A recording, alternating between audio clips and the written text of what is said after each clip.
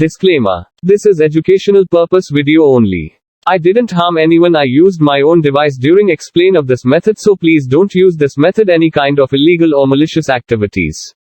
Because hacking is crime. If you do this, then it can land you in jail. I'm not support any kind of illegal or malicious hacking.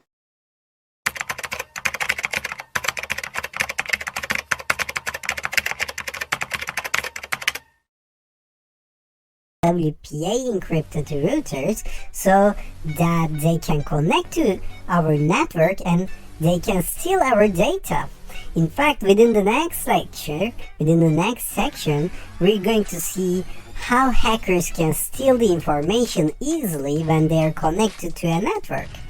And in order to prevent this from happening, we need to stop them before they continue and connect to our network. So they shouldn't be able to decrypt our password, gather our password, okay? And best way to do that is to have a safe password, safe encrypted router. So in order to change your router settings, you have to go to your administrator account. And in order to do that, just open your browser when you're connected to the internet with your router, with your machine.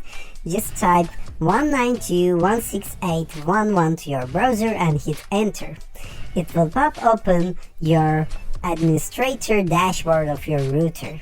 If it doesn't open, you have to call your internet provider and ask them how I can connect to my dashboard, because I need to change my password, I need to change my router name, I need to change my encryption model or anything, okay? They will tell you how to do that. Because if you don't know, if you didn't do this before, then there is a good chance that you don't know your username and password as well. So username is most of the time admin, but maybe you don't know your password and you have to ask to your internet provider anyway.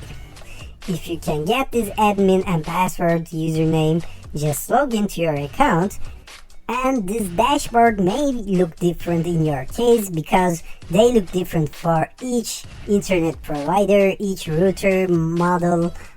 They will look different obviously, and they will look different on every version, but it really doesn't matter because all we are going to do is find the settings. They all have settings page, right?